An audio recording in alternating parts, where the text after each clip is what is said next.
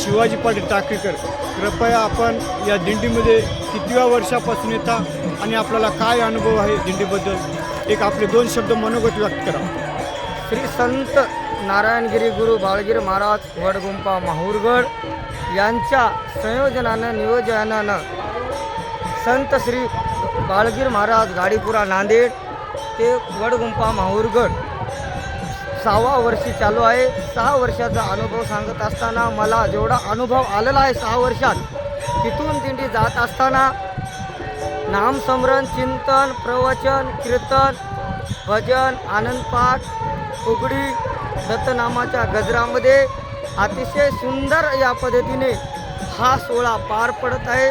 आणि या 7-8 दिवसाचा जो सोहळा आहे या पदयात्रेमध्ये प्रत्येक भक्तजनाला नामचिंतनाचं जे साधन आहे साधता आलं, प्रत्येकाचं या नामानं हित झालेलं आहे.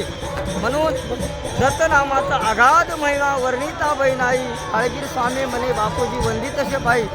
ज्या व्यक्तीनं जीवनामध्ये सतत 8 दिवस सतत नामस्मरण केल्याच्या नंतर या जीवाचा जो उद्धार होते, जो मोक्षपदाचा दादा मोक्षाला जाणारी जी वस्तू आहे, हा जीव मोक्षाला जातो केवळ दत्तनामाने.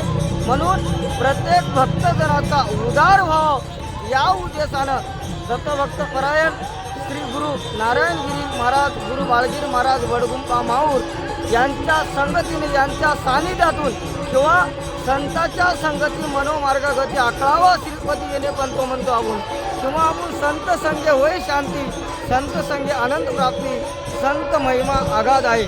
म्हणून गुरुनामाची आगाध महिमा वर्णिताबाई नाही, बाळगीर स्वामी म्हणे वंदित असे पाहिजे. बाबा गुरुच्या संगतीने, गुरुच्या सानिध्यातून गेल्याच्या नंतर गुरुचरणाचा बिंदू तोच माझा कृपा सिंधू म्हणतो. किंवा आपण गुरुपूजा गुरु काय तुमची महाराजा, माझी देवपूजा महापूजा. जीवनातली गुरुच्या चरणाचा दास आहोत. गुरुचे चरण सेवन केल्याच्या नंतर आपल्या जीवाचा उद्धार होते. या दिंडीमध्ये प्रत्येक भक्तजन आनंद घेतात. आनंदाची डोई आनंद रंग हा स्वर्गाचा जो सुखाचा सोहळा आहे, स्वर्गामध्ये नाही कुठंही नाही. म्हणून या मृत्यूलोकामध्ये सोहळा आहे. दरवर्षीप्रमाणे 5-6वा वर्ष आहे.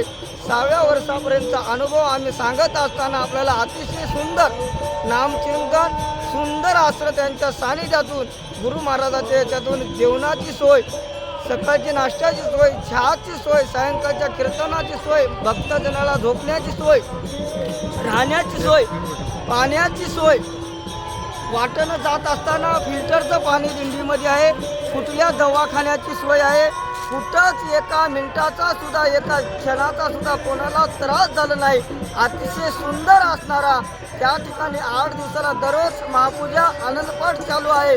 आणि शेवटी सव्वाखंडीची महापूजाने हा सोहळा पार पडतो. अतिशय आनंदानं सगळ्याला सुखाचा सोहळा. पाहायला गेलं तर आपण केवळ या कर्मभूमीला आणि या संतांच्या संगतीमध्ये आम्हाला 6 वर्षापासून हा सुखाचा सोहळा पाहायला मिळत आहे. एवढा मला अनुभव आहे, एवढी अनुभवाचीच खात्री आहे. म्हणून एवढे 2 शब्द बोलून माझे मनोगत पूर्ण करतो. आपल्या या दिंडीबद्दल अनुभव व्यक्त केल्याबद्दल मी माझा दत्त मंदिर यूट्यूब चॅनल लाभलीकडून धन्यवाद.